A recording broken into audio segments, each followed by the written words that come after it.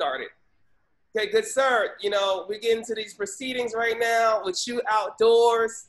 I mean, Oh yeah. time, you know, physically distancing so well, keeping that hairstyle go down or whatnot. Impressive. Yeah, what y'all know about that? The lion mane, that's what that is. And Not the horse mane. well, I mean, either way, it's impressive Maine all the way.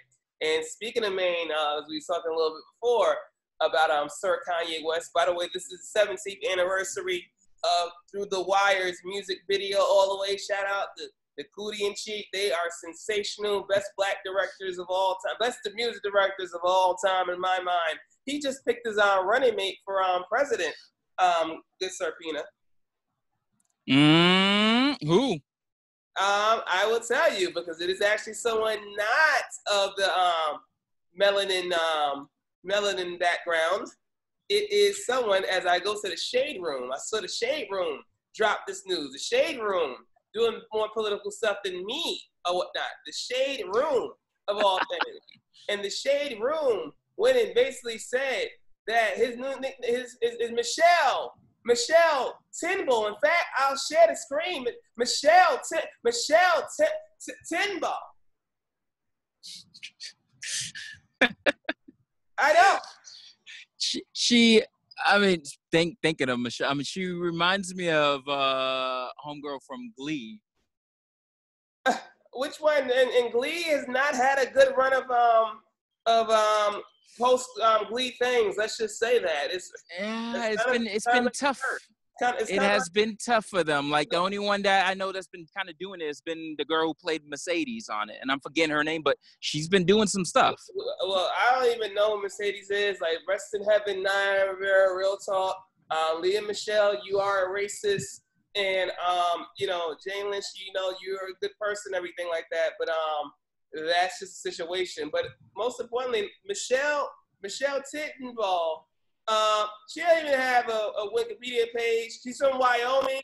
She's an obscure preacher from Wyoming, I think. Or she's just somebody that's nuts. All right, she really, really, truly is, and it's just gonna be fascinating. And let's just say that he still has a chance to be the Republican nominee for president, because Donald Trump could actually say, you know what, I may just quit, even though I think he's gonna quit after the first debate with Joe Biden. I mean, I don't know. I mean, you think he's really gonna quit? I don't see him doing that. Well, what I see though is that TikTok will still make fun of him whether TikTok stays with ByteDance or with Thrifty Microsoft. And on that note, the Miscellaneous begins. Yes.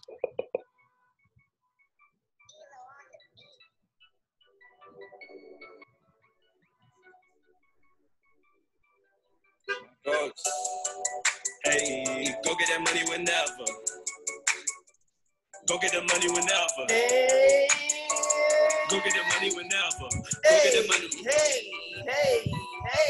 Go get that money whenever. Freezing cold, I just need me a sweater. Bitch might call me some leather. Bubble coat, Andrew Jones. The rest of my bitch. Francis Pina right here. Andrew Jones for the jail. Francis Pina. Martini Briscoe, or he still has that nickname all the way. No, my Martini Brasco. Yeah. That's old school for me. Yes, indeed, but it's still real school, and this is the inaugural episode of the Miscellaneous. Yes, indeed, the Miscellaneous. With me and this great Sir Pina, we talk about a variety of topics, because literally the word miscellaneous, for people who don't know, it's not that fancy return, even though it seems long and obscure, but it's a word that's, I think, people learn in third grade or second grade or whatnot, overall. But the term for miscellaneous, for people who don't know, and we are not on our bougie black person stuff overall, but we can be if we want to be. But the term for miscellaneous, as we can show you right here, is now an adjective of items or people gathered or considered together of various types or from different sources or of a collection of group comprised of members and elements of different kinds. And miscellaneous collection of well-known newer do wells. That was not the best sentence to use as an example, But no, that was not. That was not. What would Bing say though? You went to Google. What's Bing saying? It's fine competition. Jonathan Priest is not gonna appreciate that at all. Whatnot to use their competitors or whatnot. Bing, by the way, wow. I had to go to Bing. That's how dominant Google is. I literally had to search engine Bing to then see or whatnot what this was about or whatnot. So let me go ahead and see right now what would Bing say for miscellaneous as a meaning. Right there, the same thing. This dictionary, man. This dictionary. I don't know if this validates Bing because they're using the same algorithm as Google, or if this undercuts Google because they're getting the same results. I don't know, but this is only one example. We would need like more if you want a case study for this. It truly is an example. And by the way, before we get into the topic, I forgot to talk to you about this amazing thing and whatnot that happened. It's truly miscellaneous or amazing, ridiculous thing, because I forgot to call our great Sir Walker. I came about this. He sent me a book back that I had up there in Boston and whatnot, and it was actually my cousin's book. My cousin. Oh yeah, I remember you mentioning that. Yeah. Yeah, Christy Adams, and I'll show people because she's a tremendous growing pastor, Black female pastor, all the way young, growing. She's a few years old, but she's still very young, and she would appreciate that very much with me shouting her out. And I'll just show her whatnot real quick to people right here. So anyway, there's Christy right there. She has a tremendous book out, people, called Parable of the Brown Girl on Amazon or Barnes & Noble. It's a wonderful book. And, she's just really worked hard to really make it happen. And just truly has gotten some love for her posts and a few other things. And she's just really someone that truly deserves all her accolades and then some for a lot of stuff that she's gone through and everything. And this is the best thing. If we fail to value the image of Black girls, we miss an essential part of God's image. She's definitely right about that, especially in this current climate. Yeah, especially with that quote. Since we are miscellaneous, it reminds me of that, Beyonce with the Black is King, because there was a quote in there that she was using.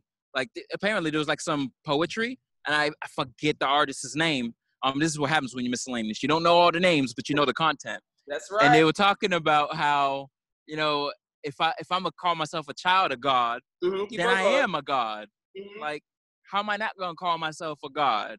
All right, if we shaped in His image and I'm a child of His, then I am. Then my children are God. So we should be going back to like what it was in the 80s and really early 90s, like going around being like, "What up, God?" I think Nas was one that was on that tip. That's right. Nas is life. I would do that reenactment, but I want to make sure we have clearances or whatnot to play songs. Yeah. Don't do that. We don't need miscellaneous debts. We really don't. And it's funny that I have this month here, and we'll get to that in a second. But to close out on this, so he sent me the book back, and he sent it in mail, and FedEx came today with it.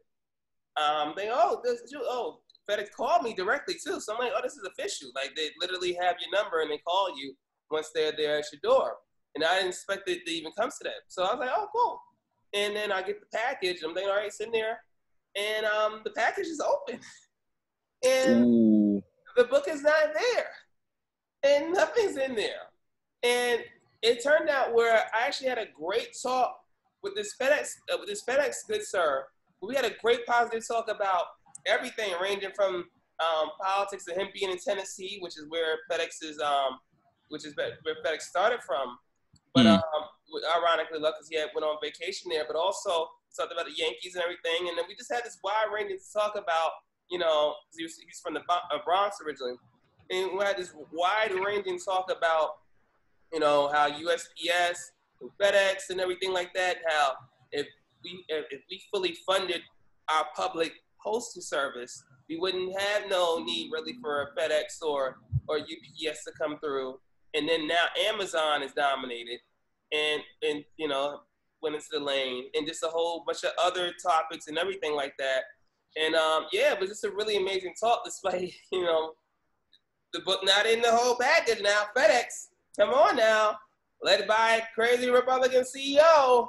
Let's go now. So yeah, man, it was a thing that could have easily been some negative, and it turned into like a great, conversation, because these people get, dealing with so many customer complaints and how rude people sometimes are when things don't necessarily go their way in terms of like dealing with a lot of customers if something gets lost or whatnot. And sometimes it's justifiable because they shouldn't expect their thing to be out. And whoever stole my cousin's book, God bless them, because they may be getting a blessing out of nowhere. But, Yeah, I mean, that is real. I mean, especially thinking about like the United States Post Office, like especially if like you live in an apartment building where like your stuff will probably be stolen if it's left outside on your front porch. That's happened to me quite a bit. I've had like probably at least 3 Amazon packages stolen because what did they do? Like if they can't get in, they'll drop it on the doorstep. They'll take a photo, has a timestamp. Wait a minute. 3 times this happened, like in your latest home or whatnot, or? Oh yeah, I mean, I've been at the same apartment building for at least 5 years. So the fact it's only happened 3 times is not too bad. But that's because usually if I order anything, I'm not going through Amazon. If I'm going through eBay, yeah, I still rock with eBay. Or I'm going through just like specific vendors, and they just use the United States Post Office, and they have keys to get into the vestibule of apartment buildings, so at least they can drop it inside. But when Amazon drops something and they just leave it outside and like, hey, we dropped this, we delivered it, it's 7:06 p.m. and you get an email, maybe you'll get a text depending on how you set it up, but if you get an email on that, I ain't gonna see that, I ain't looking at that, so it's gonna sit there overnight, and I know it's going to be taken. No. I'm in a high traffic area, right by a train station. Yes, you are. Man, so yeah, we need to be appropriately funding the United States Postal Service. Yeah, because that needs to happen. Like we think about essential services, and this should not even be something that is like partisan. Republicans, independents, Green Party, they all get mail. Independents, we all get mail. Like, why is this a thing? But anyway, this is miscellaneous, but maybe you had like a topic or two lined up. So no, that was a great, segue, and that's how real we are, where any topic is never off topic with the miscellaneous. And look at how we came up with that on the spot, literally in terms of that great slogan. Any topic is not off topic, because it's truly miscellaneous. It's something where, the main thing, or one of the many things that we're going to discuss overall, is like I'm having this mug, and speaking of whole public service, anything like this, for people who don't see it, whatnot, this is literally thanks to my good friend Giselle giving me this blessing. This is literally saying, I hate when I wake up in the morning and Donald Trump is president or whatnot. So, it's something where right now, as people watching, and by the way, we are live on Instagram Live with this in terms of this portion all the way, because I started the Instagram live stream, like literally like at least 6 minutes late or whatever, but it's all good. Add people to the fun. It's inaugural. Like we haven't even done full introductions, so like, it's okay. It's excellent. This is excellent productions all the way, including Shaq is on, the Shaquilla is on the whole thing. Your Bostonian here in New York, all the way, our good friend right there with her awesome self. This fool right now, he just basically trying to now, because I said to people all the way that the general election has been over since late April, once they decided in late March that he was getting 51% approval rating, which is still horrible, but because like they felt that, he's on TV all the time, and he's seeming like he looks responsible with this COVID-19, when he's the one that really did not at all contain the damn thing, on crazy Republicans. And everyone in centrist corporate media, as I call it, in centrist corporate media, some of my friends there, but this is what it is. They were like, you know what, we have to make sure that people understand what a disaster that this president that we said he's been since day one, or this person's occupant, as Ayanna Presley says. It's so good. This is so good with that. She just calls him the occupant. And we have to make people understand that he's so disastrous and that he's wanting to attack Dr. Fauci. He wants to attack anyone that's a rational source in the middle. And he's just someone that's truly all about Fox News, like every other nutcase Republican practically is.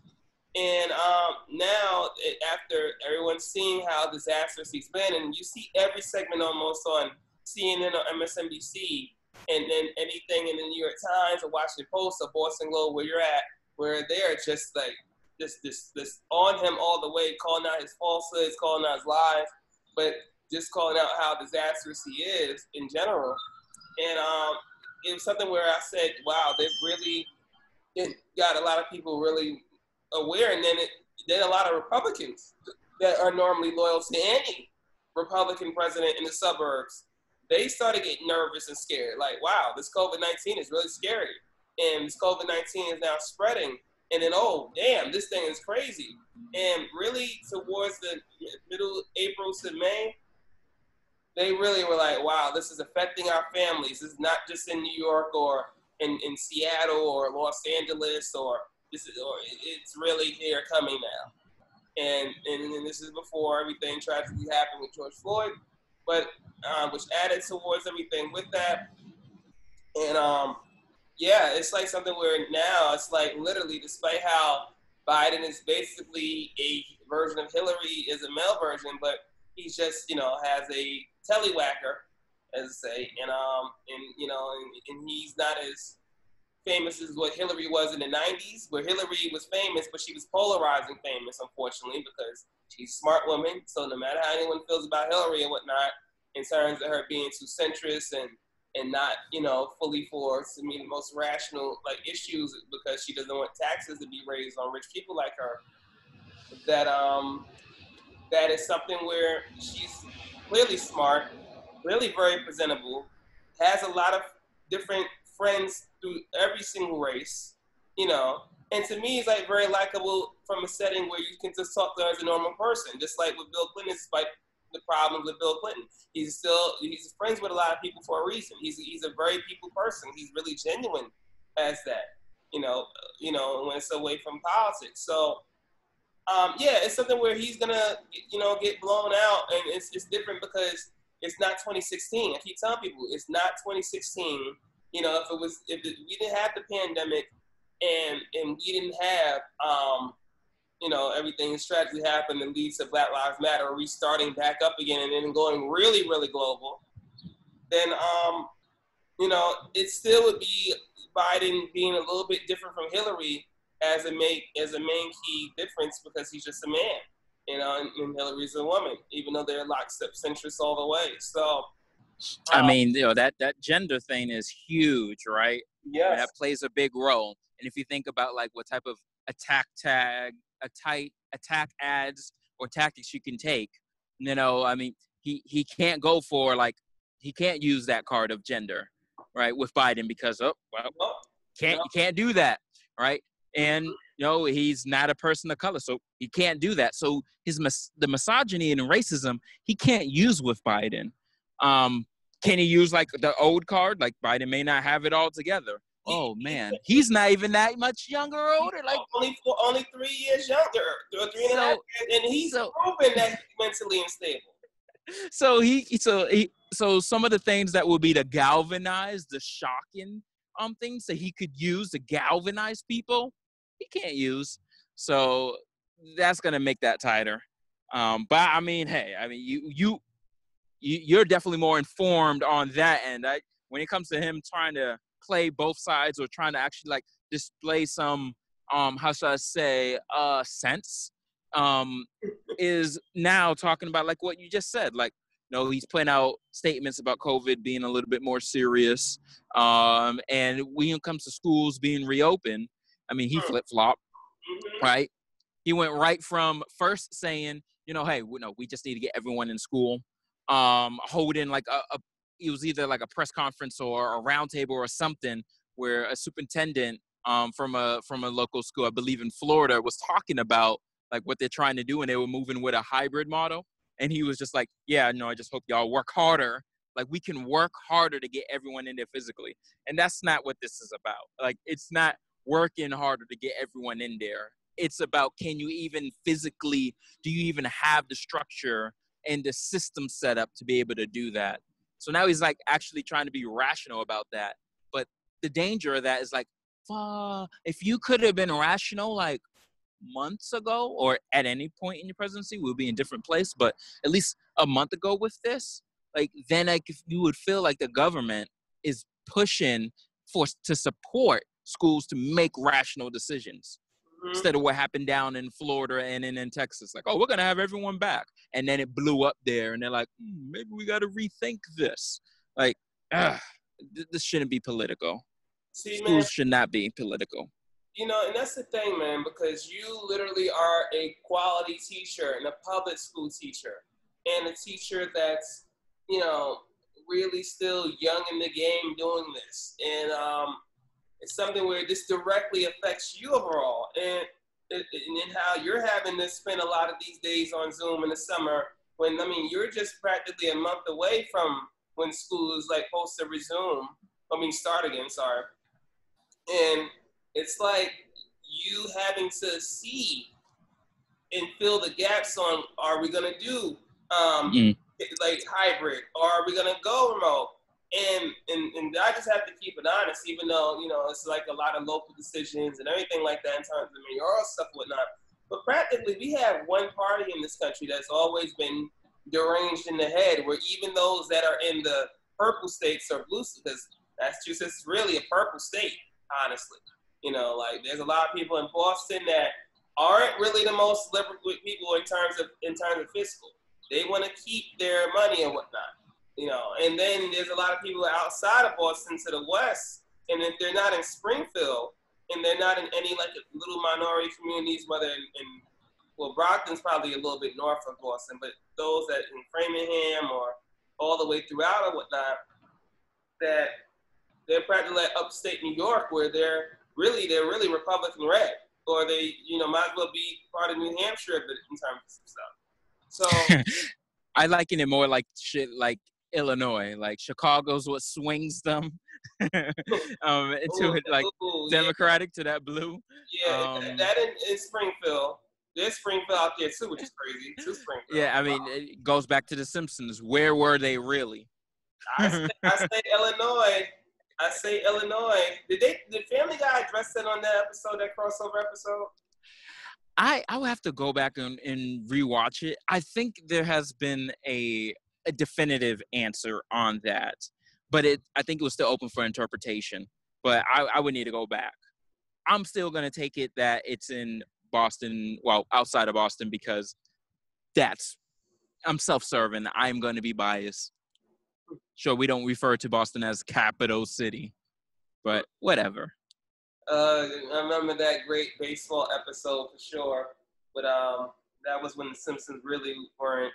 That was when they did celebrities right and not just do celebrities all the time. But still, such an enjoyable show that's still somehow on the air. God bless them all the way, at least, you know.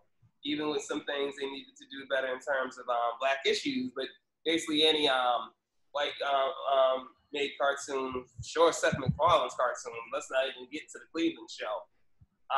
You know, is the thing with that, man.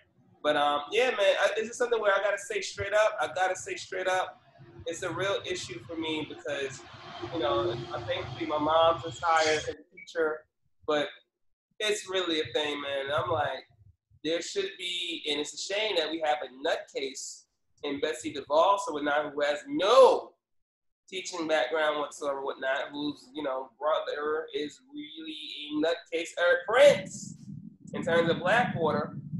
And she's all about just wanting charter schools because she doesn't want any of her tax dollars. I mean, she would just say, I am the Secretary of Education, and there is no Department of Education. She would do that. She is that Looney Tune, and it's just not a protection at all. I mean, it shocked me, man, when I didn't realize that we had it good in the Northeast in terms of, even if we finished school in June, but we at least got the whole July and August off. Like these states and whatnot in Indiana and all the rest of the South. I mean, Indiana normally go back to school the last day in July, and I was like, they going back to. I was like, that's when they start early. The South, I know they start in the middle of August or whatever, first week in August, but I was like, damn. And then 2 kids or whatever tested positive for COVID-19 in Indiana.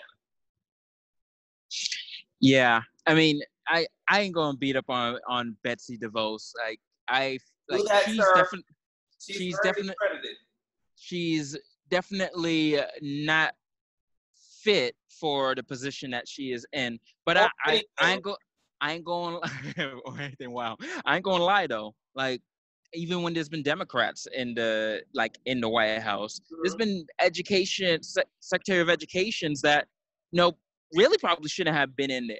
Like, if you go back and you look at the amount of years, like even collectively of all the previous people who have served in it, and think about, were they effective educators or effective superintendents and stuff like that? Like, it's kind of skimp. Like, I would hope that as we move on in the future, like that whoever is in that role should be somebody who not only was hopefully an effective superintendent, like someone knows how to manage stuff, but maybe even we got National Teachers of the Year. Like, think about one of them, especially some of the ones that got that position older, or think about the deep bench that is being nationally board certified, and the type of and how you get that, and what you need to demonstrate as a teacher, and being a reflective practitioner, and things like that. So let me ask you: are you saying that you're putting yourself in the running for Secretary Joe Biden's administration? Are you putting yourself in the running for this? They would do well to have you. Oh, yeah, but the thing is, could they do better? No, I ain't putting myself in the running. First of all, I ain't national board certified yet. I just started that process. Nice. Yeah, and yeah, I'm a few years, maybe a decade before being in something like that. But I think when we think about that position and how they what weight that they have, and how to be progressive and push things, we really need to be critical about whoever's in that position, whether they're Democrat or Republican. But Betsy DeVos definitely is not anywhere. If she's the end of what shouldn't be in there, look at her resume and think of the exact opposite. Well, I'll tell you this right now: who's going to be the next Secretary of Education and for Joe Biden's administration, unless the delegates decide sensibly to go with Bernie Sanders. But because they can still do that. I mean, they could still nominate anybody they want to, despite all the votes being supposedly, being counted. It's gonna be Randy Weingartner, I think, for sure. And she's really, being here in New York, she's truly she's a teacher for sure.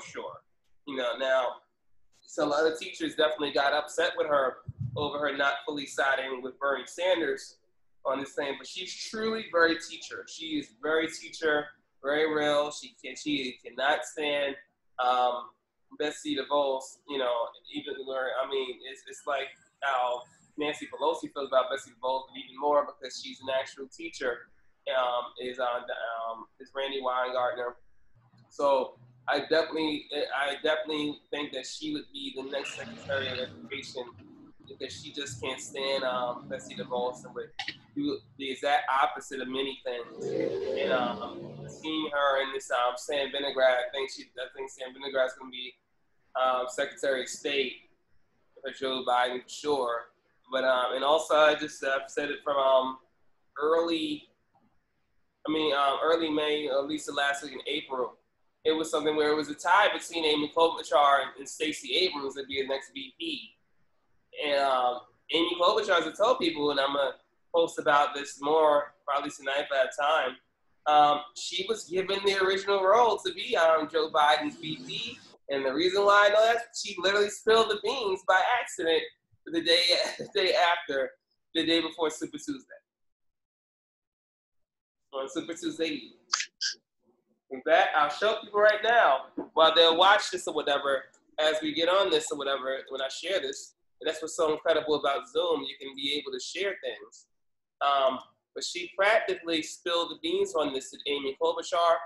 And it was something where I think Obama and Biden were definitely mad at her, but they were hoping that it didn't get out or whatever. But I was like, aha, this is what it is. And yes, she went and did that. And she said that overall, Francis. I mean, what's so interesting about this is thinking about, I have to really reflect, like, do I even care who his running mate really is? I mean, there was a tweet that I remember seeing that was like, hey, no, all Democrats and independents and even centralist Republicans consider voting progressive and Democrat up and down the ballot and vote for Joe Biden. And I just thought that was so funny because, like, I mean, your boy, like, at least Bernie Sanders would have been someone who could have galvanized more voters and thinking about what he represents and the platforms. And it's wild though to think about like how really like Biden just like rose from the dead after the Carolinas, like rose from the dead and after Georgia, like woo. Well, I mean, he rose from the dead literally right on Super Tuesday. Well, actually in South Carolina, and he was allowed to rise from the dead because of his former boss, Barack Obama. I tell this overall to even people in the Bernie Sanders campaign because they couldn't believe how the race went from guaranteed elect Bernie's going to have the most delegates, at least, and then they're just going to fight to stop him from clinching 1991 delegates, where he's officially the nominee, that's what the limit that they had for it. Where, I mean, even though it'd be insane, and they didn't want to avoid that, and they knew the danger it was that Bernie Sanders was about to at least have a commanding lead after Super Tuesday, and then no one's going to catch him because they see his strength. And as I told people over all this and whatnot, is that South Carolina week, and the centrists were really mad with what happened in Nevada. As I call it, the Nevada blowout, with Bernie won by 30 points, showed that he fully had all the support of West Latino voters, whether they're Mexican-American or other of those of the Latino descent. And he really had in Nevada, was going to have that fully in California, and as he did, and was going to have that in Texas too. And it was something that made them very, very nervous in terms of centuries. Well, first, they were just pissed because we were celebrating on Twitter, the rationalists, as I call us, said this to the left. I think the left is, I mean, people say the left, but it's not their turn with that. I think the rational, this is better because literally a rational, progressive still great, but rationalists really emphasize that people are about public things and rich people paying the taxes that they need to pay in this country. But also for me, black rationalists here, reparations are old. But yo, that's funny. I don't know if I could co-sign using rationalists like that. But I get what you're saying though. We said we are older, so we are, and other groups got reparations, so that's what it was. I'm really just eating this, by the way. Not to big up Brooklyn, but this thing is pretty damn good. The sriracha, amazing.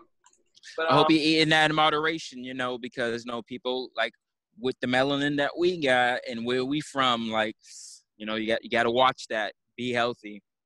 Go for a walk.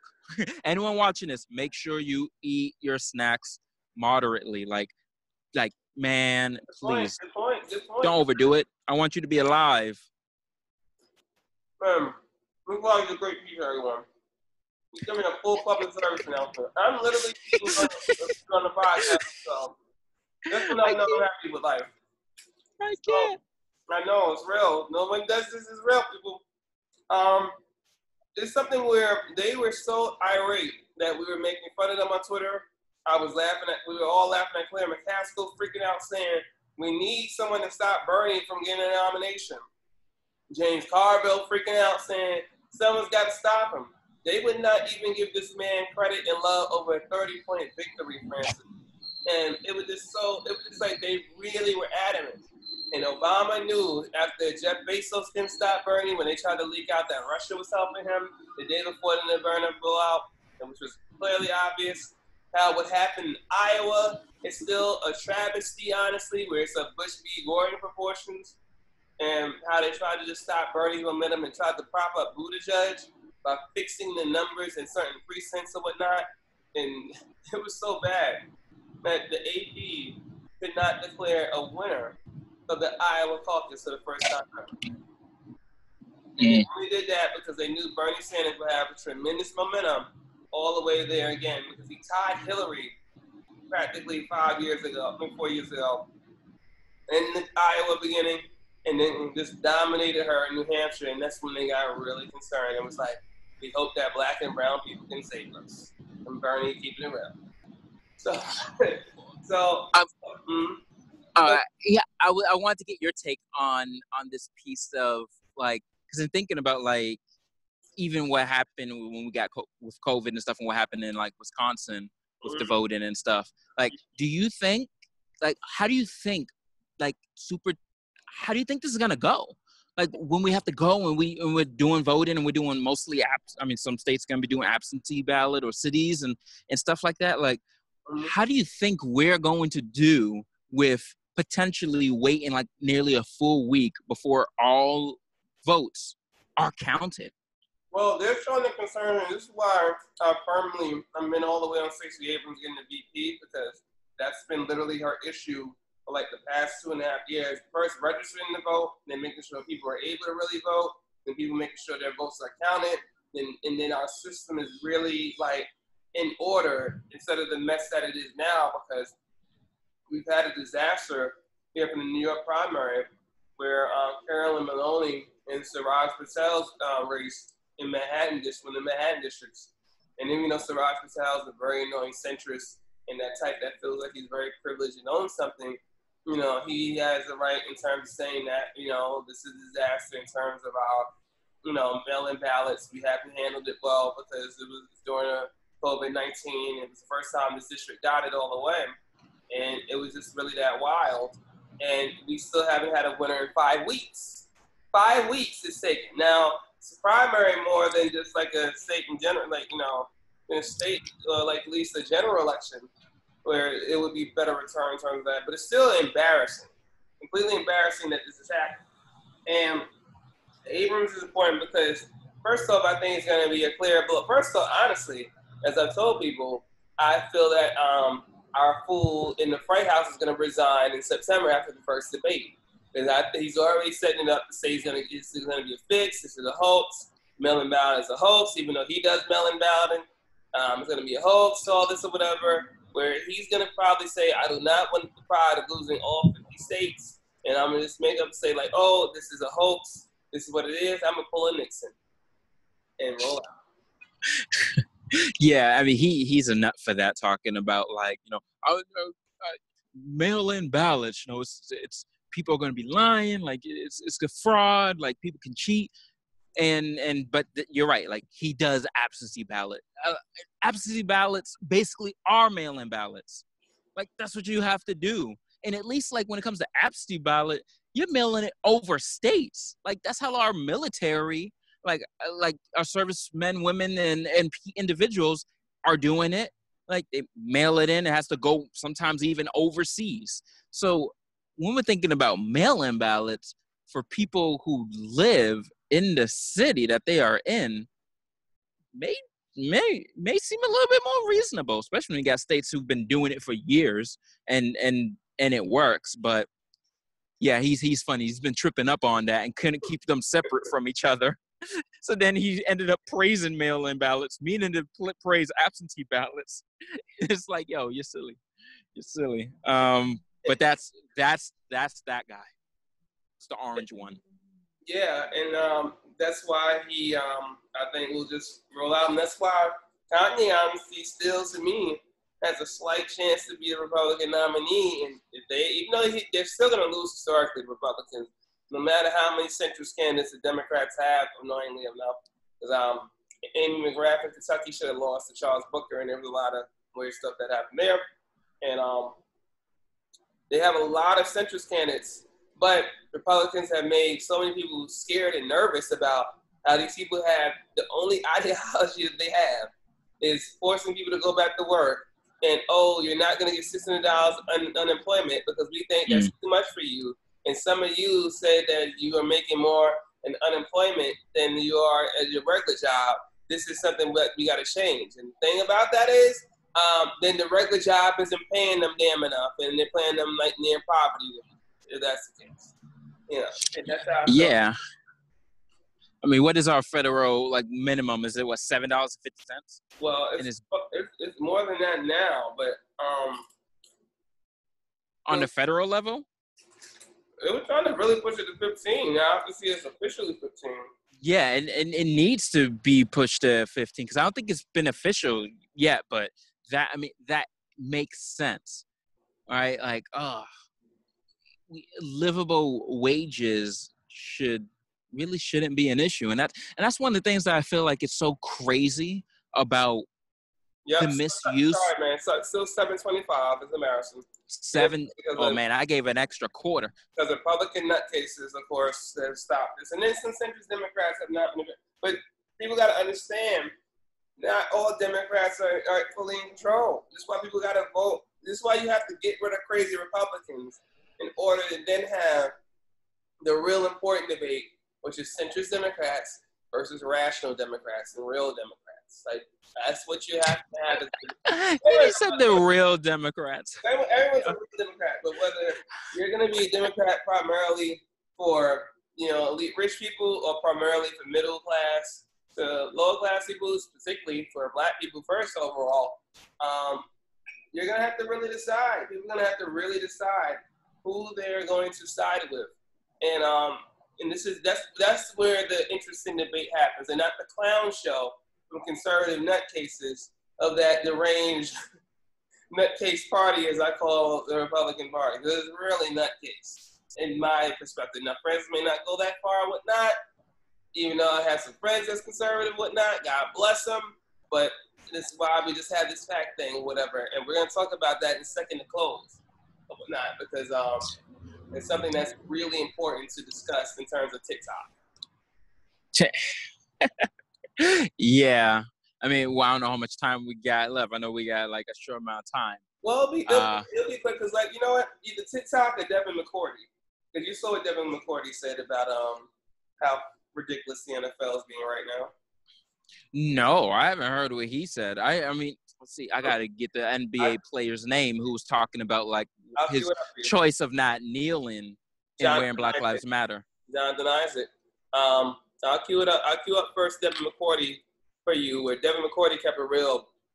For people who don't know, Devin McCourty is a football player on the New England Patriots, long time player in the league and whatnot, with his his twin brother. His twin brother, yeah. Jason McCourty, all the way, repping Florida University all the way. And, tremendous story that they are. Stephen A. Smith had the nerve, sometimes Stephen A. Smith can be too conservative about things.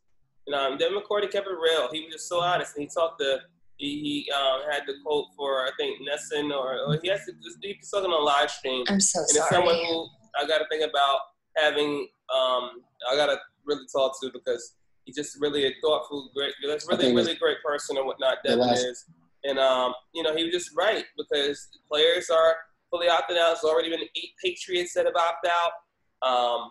We've had a few start, like the Jets' top linebacker has opted out overall for this ridiculous, season still continuing. It's really been something that's been really prevalent and whatnot. So I'll play this from Devin McCourty overall and share this overall so people can see how real he's keeping it in a very rational way. And Devin McCourty right here about opting out or the NFL moving up the opt-out date for players. The last thing I'll say is I think it's an absolute joke that the NFL is changing the opt-out period mainly because they don't want to continue to see guys opt out. I'm sure they're shocked about how many guys have opted out.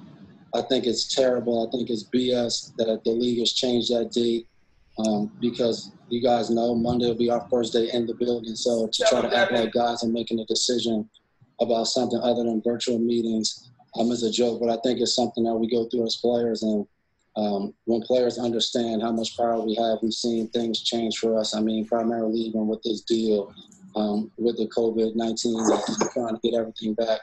We saw some of that strength. So hopefully we'll see how everything turns out come Wednesday if that ends up being the deadline. But I support guys no matter what they decide. Really that real, Devin McCourty, but so rational and practical. I mean, the NFL should be ashamed of themselves, honestly. Of course, they never are. In terms of these owners, 30 white owners in Shad Khan, Pakistani owner of the Jacksonville Jaguars and the Green Bay Packers, still and owned technically, but really, run by, mainly a white executive overall. And it's just something where they are just so prideful, the NFL, that they still believe in also unpaid football that I call college football. They really do believe that they're going to soldier on and still have a season. And it's not going to happen. It's really not going to happen. It's fortunate for me because this was a real year with a black quarterback and fully dominant, because the best 4 or 5 quarterbacks for me in the sport right now are clearly black quarterbacks that can dual threat and run. And really there's a big wave of black quarterbacks coming in, and it was just a takeover overall, but it's just going to be put on hold or whatnot because they ain't going to be playing probably past week 1, even if they get to week 1. And it's going to be surreal for the most powerful sports league in the world and one of the most powerful entities of society, like brought to this like humble. Yeah. And there's a few things I'm gonna miss about football, but I was actually. Sorry. Hey, people should know I'm already from Boston, but yeah, no, I'm gonna miss Tom Brady. But I was gonna watch him. Like, he's teaming up with Gronk. Like, Tampa Bay makes sense now when I think about it, and I'm like, yo, I'm gonna probably watch more of their games than the Patriots. That's a lie. I would watch all the Patriots games. But yeah, taking a year off like this, and a season off, and seeing what they can do, like, for the next season, it's gonna be wild, because I know some people may have to call it early when it comes to retirement. Who knows if Tom Brady would even come back next year for the next season to play? How's he gonna make sure that he's maintaining to keep himself in shape, especially when he was out there trying to train with some of his teammates, and he not even trying to train. He did. And the governor's like, you're not supposed to be doing that. Like, what are you doing? But he was in the perfect state because Ron is stupid, and it made it perfect. Where if he was in even New York or here or whatever, they would have been like, Tom, we love you, but I love you, Tom, but you can't necessarily do this or whatnot. And then he'll move to Florida and be like, oh, I can do this all the way now. Mm-hmm. He'll be on full cycle time mode and do what he would do with that. And it would be funny that he would go down that route. Ron DeSantis, he shows how you can have a Yale degree and then also a Harvard degree and still be a complete moron.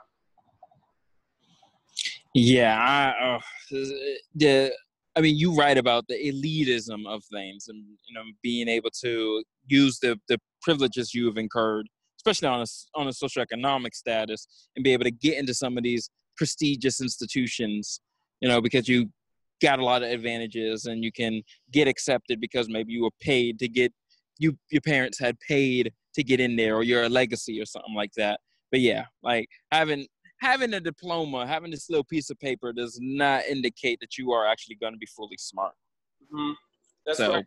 Now, on that note, yes, sir, people probably have loved this whole episode, but we have to cut it short if people consider this cutting short or whatnot. And what we're going to do is we're going to play a non-audio version of the Through the Wire music video, because we don't want to get DMCA, because this episode's been so special. And, all I can say is that J.E.'s going to be like, man, why we didn't do this first episode like that?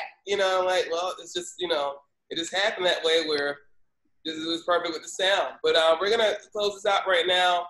Looking at Kanye West's Through the Wire video, 17th-year anniversary, all the way with no audio. No audio overall. We're just looking at it overall. It's just so real. Like, we're just pretending the audio is there all the way. before we close out. And in fact, we're going to close out on something else in terms of, then we'll get back to the video. We'll go back to my cousin, Mike Oates. That was his song in the beginning. His song in the beginning, Whenever. You know, it's really that dope. So we're going to close it out because Sir Pina has got to go to another thing. I got to go to another thing. But this is how the miscellaneous flow is going to be, people, because it's that entertaining and that real overall. Yes, sir. You have any last final words? No, I mean, you had the perfect tagline for this. Like, any topic is on topic. So there we go. No topic is off topic. No topic is off topic. Thank you. That's better. Hey, both of them work well to me.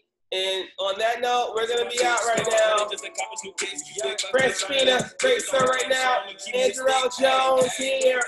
We are out the miscellaneous. But once again, no topic is off topic. With Mike Oates in the background with whatever. We'll see you on the next one. Catch you on the next one. Peace. Peace.